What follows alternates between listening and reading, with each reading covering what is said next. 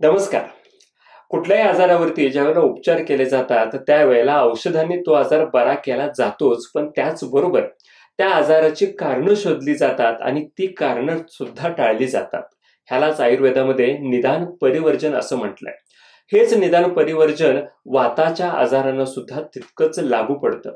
मागच्याच एका व्हिडिओमध्ये आपण कोणकोणत्या आहार्य गोष्टी आहेत, ज्याच्यातून आपला वातदोष वाढू शकतो आणि त्या गोष्टी आपल्याला टाळायला पाहिजेत, हे बघितलं होतं. पण फक्त आहारातूनच नव्हे, तर आपल्या दैनंदिन कृती, ज्याला आपण विहार असं म्हणतो, त्या विहारामध्ये सुद्धा अशा अनेक गोष्टी आहेत, ज्याच्यामुळे वातदोष वाढू शकतो. आणि त्या गोष्टी कोणत्या आहेत, कोणकोणत्या विहार गोष्टींच्यामुळे वात वाढू शकतो, हे आपल्याला ह्या व्हिडिओमध्ये बघायचं आहे. वातदोष वाढवणाऱ्या गोष्टींच्या मध्ये सगळ्यात महत्वाची गोष्ट आहे ती म्हणजेच अतिव्यायाम. आता तुम्ही म्हणाल की व्यायाम तर शरीराला चांगला आहे. नक्कीच चांगला आहे. आपल्या चॅनलवरती सुद्धा व्यायाम, पोहणे, चालणे, पळणे ह्याविषयी आपण व्हिडिओ बनवलेले आहेत. पण ज्या वेळेला अशा पद्धतीच्या व्यायामाचा किंवा अशा पद्धतीचा शरीराला ताण देणाऱ्या कृतींचा अतिरेक केला जातो, त्यावेळेला मात्र ह्याच कृतींच्यामुळं शरीराला फायदा न होता वातदोष मात्र वाढू शकतो. त्यातच जर आपण अशा कृती जर अतिरेकात करत असू आणि जर तशा पद्धतीचा आहार सुद्धा आपण ठेवला नाही, तर नक्कीच वातदोष वाढतो. आयुर्वेद तर असं म्हणतं की पावसाळ्याचे दिवस हे मुळातच वाताचा दिवस आहेत आणि त्यामुळं ह्या पावसाळ्याच्या दिवसात तर आपण कुठलाही व्यायाम हा अर्धशक्ती म्हणजेच आपल्या क्षमतेपेक्षा अर्ध्या प्रमाणात केला पाहिजे.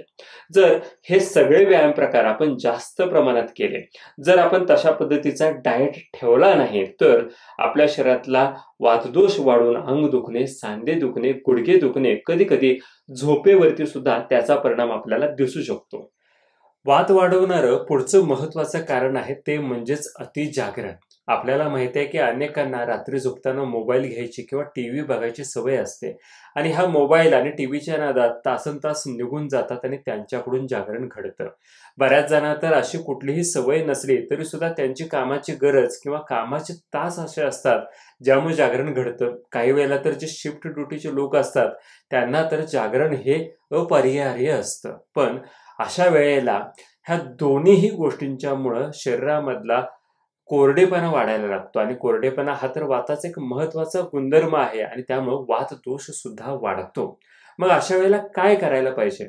जर तुम्हाला कुठलीही अनावश्यक टीव्ही, मोबाईल सारखी सवय असेल, तर ती तुम्ही तात्काळ थांबवायला तर पाहिजेच. पण त्याचबरोबर जर तुमचे कामाचे तास किंवा कामाची गरज असेल आणि त्याच्यासाठी जर तुमचं जागरण होत असेल, तर तुम्ही तुमची कमी पडलेली जी झोप आहे ती दुसऱ्या दिवशी जेवायच्या अगोदर निम्म्या प्रमाणात घेतली पाहिजे. म्हणजे जर समजा तुम्ही 4 तास जागरण केलं असेल, तर दुसऱ्या दिवशी दुपारी जेवणाच्या अगोदर तुम्ही 2 तास जर झोपला, तर बऱ्यापैकी जी झोपेची कमतरता आहे ती भरून निघते आणि त्यामुळं वात वाढवायचा जो धोका आहे तो बऱ्याच अंशी कमी होतो. वात वाढवणारं पुढचं कारण बघायच्या अगोदर आपल्या प्रत्येकाला येणारा एक अनुभव बघूयात. आपण ज्या ज्या वेळेला कुठलाही लांबचा प्रवास अगदी कुठल्याही वाहनातून करतो, त्या प्रवासादरम्यान आपण काहीही कष्टाचं काम जरी केलं नसलं तरी सुद्धा प्रवासानंतर आपल्याला थकायला होतं, अंग मोडून येतं, डोकं गच्च होतं, डोकं सुद्धा दुखायला लागतं. थोडक्यात प्रवासानंतर सगळी वात वाढल्याची लक्षणं आपल्यामध्ये दिसायला लागतात आणि हे होतं प्रवासामुळे वाढलेल्या चलगुणामुळं. आता चलगुण हा वाताचा आणखी एक महत्वाचा गुणधर्म आहे आणि प्रवासामुळं जेव्हा चलगुण वाढतो त्यावेळेला आपल्या शरीरातला वातदोष सुद्धा वाढायला लागतो. मग बऱ्याच वेळेला लांबचाच प्रवास जाऊ दे, अनेकांना कामामुळं रोज प्रवास करावा लागतो, अशा लोकांच्या मध्ये सुद्धा ही लक्षणं आपल्याला दिसायला लागतात. आता गरजेचाच असल्यामुळं प्रवास आपल्याला प्रत्येक वेळेला टाळता येणं शक्य असतंच असं नाही, पण अशा लोकांनी निदान आपल्यासोबत एक कोमट पाण्याची बॉटल घेऊन त्याच्यामध्ये थोडी सुंठ पावडर टाकून ठेवली आणि प्रवासादरम्यान अधेमध्ये हे जर सुंठ पाणी ते पीत राहिले, तर बऱ्याच अंशी वात वाढण्याचा धोका कमी होतो. तरी सुद्धा ज्यांचा असा रोजचा प्रवास असेल त्यांनी वात कमी करणाऱ्या पदार्थांचा आपल्या आहारामध्ये आवर्जून भरपूर प्रमाणात समावेश करायला पाहिजे, जेणेकरून त्यांच्या वाताच्या वाढीवरती त्यांना नियंत्रण ठेवता येईल. वातदोष वाढवणारं ह्यानंतरच एक महत्वाचं कारण आहे ते म्हणजेच अतिप्रमाणात केलेला उपवास. आता ज्या वेळेला तुमची पचनशक्ती चांगली नाही आहे किंवा तुम्ही आजारी आहात, त्यावेळेला जर तुम्ही उपवास केला तर तुम्हाला आजार बरा करण्यासाठी त्याचा फायदा होतो. पण जर तुमची भूक चांगली आहे आणि तुमच्या शरीराला पोषणाची जास्त गरज आहे, त्यावेळेला जर तुम्ही जास्त प्रमाणात उपवास केला किंवा अगदी एकच वेळेला जेवला किंवा अगदी कमी प्रमाणात जेवण केलं, तर ह्या सगळ्या गोष्टींच्यामुळे आपला वातदोष वाढू शकतो आणि वाताच्या तक्रारी आपल्याला होऊ शकतात.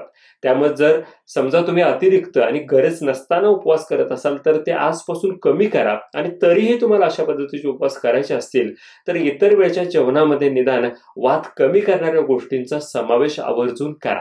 आपल्या शरीरातल्या अनेक क्रिया, अनेक म्हणण्यापेक्षा जवळपास सगळ्याच क्रिया ह्या वातामुळे केल्या जातात आणि म्हणूनच वाताला सर्व इंद्रियांना उद्योजकः, म्हणजेच प्रत्येक इंद्रियाचं काम करण्यामागे प्रेरणा वातच असतो असं म्हटलेलं आहे. आता बोलणं ही एक त्यातली महत्वाची क्रिया आहे आणि त्यामुळे जर आपण अति प्रमाणात बोलत असू तर आपला वातदोष वाढतो. आता बऱ्याच वेळेला अनेकांचा व्यवसायच असा असतो की त्यांना खूप बोलावं लागतं, ज्यामध्ये शिक्षक येतात, गायक येतात, अनेक काउन्सिलिंगशी संबंधित असणारे किंवा पब्लिक रिलेशनशी संबंधित असणारे जे लोक येतात त्यांना खूप प्रमाणात बोलावं लागतं आणि त्यामुळे त्यांचा वातदोष सुद्धा वाढलेला असतो. मग अशा वेळेला ह्या लोकांनी जर सलग बोलायचं असेल तर आधेमध्ये पॉज घेऊन थोडं कोमट पाणी घ्यायला पाहिजे. त्याचबरोबर सुंठ आणि वेलची चघळायला पाहिजे.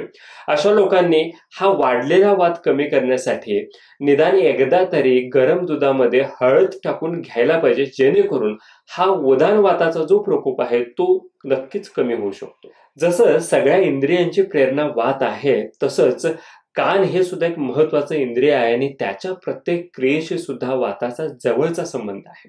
कारण कानालाच वाताचं एक स्थान म्हणून सुद्धा मानलं गेलंय आणि त्यामुळे जर आपण अतिरिक्त ध्वनी संयोग करत असू, आपण भरपूर जास्त जोराचा आवाज ऐकत असू किंवा जास्त वेळ आपण आवाजात राहत असू, नॉईज पोल्युशनला जास्त एक्सपोजर आपलं होत असेल, तरी सुद्धा आपल्या शरीरामधला वात वाढतो आणि त्यामुळे मग कानामध्ये आवाज येणं किंवा कानाला बधिरता येणं, डोकं दुखणं, कानाच्या अवतीभोवतीचा भाग जड होणं, ही सगळी वाताची लक्षणं आपल्याला दिसायला लागतात. त्यामुळे जर तुम्हाला खरंच अशा पद्धतीचा जास्त वेळ आवाज ऐकायची गरज नसेल, तर अशा पद्धतीचा ध्वनिसंयोग तुम्ही थांबवायचा प्रयत्न करा. आणि जर तुमच्या कामाचं स्वरूपच असं असेल की अशा पद्धतीचे आवाज तुम्हाला ऐकण्याशिवाय पर्याय नाही, तर तुम्ही निदान रात्री झोपताना तव्यावरती कापड ठेवून कानाला, कानाच्या अवतीभोवती आणि कपाळाला त्या कपड्यानं शेका, म्हणजेच वातदोष नियंत्रणात राहायला मदत होईल. जसं कानाला एक वाताचं स्थान मानलं गेलंय, तसंच त्वचा सुद्धा एक वाताचंच स्थान आहे आणि म्हणून जर ह्या त्वचेशी थंड गुणांचा, थंड गोष्टींचा जास्त संपर्क येत असेल तर त्वचेमधला वातदोष सुद्धा वाढायला लागतो. कारण थंडपणा, शैत्य किंवा गारवा हा सुद्धा वाताच्या अनेक गुणधर्मापैकी एक गुणधर्म आहे आणि त्यामुळं अनेक थंड गोष्टी, जसं की थंड पाण्यानं आंघोळ करणं, थंड वारा अंगावरती घेणं, फॅन खाली तासनतास बसून राहणं किंवा खूप वेळ एसी मध्ये बसून काम करणं, अशा सगळ्या थंड गोष्टींच्यामुळे त्वचेच्या ठिकाणचा वात सुद्धा वाढायला लागतो आणि त्यामुळे मग त्वचा काळवडणं, त्वचेला भेगा पडणं किंवा त्वचेला कोरडेपणा येणे ही सुद्धा लक्षणं दिसायला लागतात. आणि जर समजा तुम्हाला अशा पद्धतीचं काम करावं लागत असेल, फॅन खाली किंवा एसी खाली जास्त वेळ बसावं लागत असेल, तर निदान तुम्ही अशा पद्धतीचा वारा आपल्या डायरेक्ट अंगावरती येणार नाही ह्याची काळजी घ्यायला पाहिजे. आणि त्याचबरोबर तुमच्या आहारामध्ये जास्तीत जास्त स्निग्ध गोष्टींचा समावेश करायला पाहिजे, जेणेकरून हा कोरडेपणा, ही त्वचेचं होणारी हानी जास्त वाढणार नाही. ज्या वेळेला आपण इंद्रिय आणि वाताचा विचार करतो त्यावेळेला आपल्याला मनाला बाजूला ठेवता येत नाही. कारण आयुर्वेदामध्ये मन हे सुद्धा एक इंद्रियच मानलंय आणि म्हणून अतिरिक्त मानसिक श्रम किंवा अतिभीती, चिंता, चिडचिड ह्या सगळ्या मानस भावांच्यामुळे सुद्धा मनामधला वातदोष वाढायला लागतो आणि मग त्यामुळे चिडचिड होणं, गोंधळल्यासारखं होणं, विस्मरण होणं, झोप न लागणं किंवा थकवा जास्त येणं ही लक्षणं दिसायला लागतात. आता वात वाढतो म्हणजे नक्की काय होतं हा एक व्हिडिओ आपण बनवलाय, त्याच्यामध्ये अशी वाताशी संबंधित अनेक लक्षणं आपण सांगितलेली आहेत. त्या व्हिडिओची लिंक मी डिस्क्रिप्शन मध्ये देतोय, तो व्हिडिओ सुद्धा नक्की बघून घ्या. त्याचबरोबर मल्टीटास्किंग हे तर आजकाल वरदान मानलं गेलंय, आपल्या प्रगतीला पोषक मानलं गेलंय. पण ह्या मल्टीटास्किंगचा सुद्धा जर अतिरेक झाला तरी सुद्धा वातदोष वाढू शकतो. आणि अशा पद्धतीच्या वातदोषाची जर लक्षणं तुमच्यामध्ये सुद्धा दिसत असतील तर ह्याच्यामध्ये तूप हे एक उत्तम रेमेडी म्हणून काम करतं. त्यामुळे तुम्ही जर गरम दुधामध्ये 2 चमचे गाईचं तूप आणि त्याच्यामध्ये थोडी वेलची पावडर टाकून जर घ्यायला सुरुवात केली तर हा मानसभावांनी दुष्ट झालेला वात असेल तर तो कमी व्हायला नक्की मदत होईल. आपल्या शरीरातल्या जवळपास सगळ्याच क्रिया ह्या वातामुळे नियंत्रित होतात, ज्याच्यामध्ये तहान, भूक, शिंक येणं, खोकला येणं, झोप लागणं, अगदी मलमूत्रांचं विसर्जन हे सुद्धा वातामुळेच होत असतं. पण आजकाल बरेच वेळेला आपल्याला काही कामानिमित्त किंवा आपण समाजामध्ये वावरत असताना अशा नैसर्गिक संवेदनांच्या वरती सुद्धा आपल्याला नियंत्रण आणावं लागतं. अशा संवेदनांना आपल्याला दाबून ठेवावं लागतं. बऱ्याच वेळेला जर आपण मीटिंगमध्ये बसलो असोत आणि मूत्रविसर्जनाचा वेग आला असेल तर तो आपल्याला अडवावा लागतो. कधी कधी महत्वाचं काम चाललंय आणि भूक लागले तर ती सुद्धा आपल्याला अडवावी लागते. अनेक वेळेला तर काही ठिकाणी शिंक येणं हे अशुभ मानलं जातं, त्यामुळे त्याचा सुद्धा वेग अडवला जातो.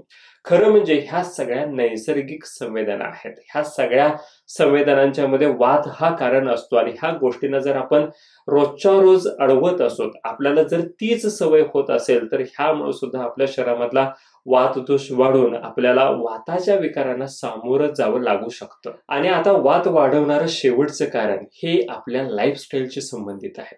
आजकाल अनेक जण कोलेस्ट्रॉलच्या भीतीमुळे आपल्या जेवणातून फॅटला हद्दपार करतात. कुठलीही स्निग्ध गोष्ट आपल्या आहारामध्ये येणार नाही ह्याची अतिरिक्त काळजी घेताना दिसतात. आता जर खरंच तुमच्या शरीरामधलं कोलेस्ट्रॉल जास्त असेल तर त्यावेळेला तुम्हाला अशी काळजी घ्यायला हरकत नाही. पण अनेकदा बारीक दिसावं म्हणून अतिरेक होतो अशा पद्धतीच्या फॅटलेस डाएटचा आणि त्यामुळं मग आपल्या शरीरामधला कोरडेपणा वाढतो. आणि मगाशीच आपण बघितलं की कोरडेपणा हा एक वाताचा महत्वाचा गुणधर्म आहे आणि त्यामुळं आपल्या शरीरातला वातदोष वाढून आपल्या शरीरावरती अनेक विपरीत परिणाम व्हायला लागतात.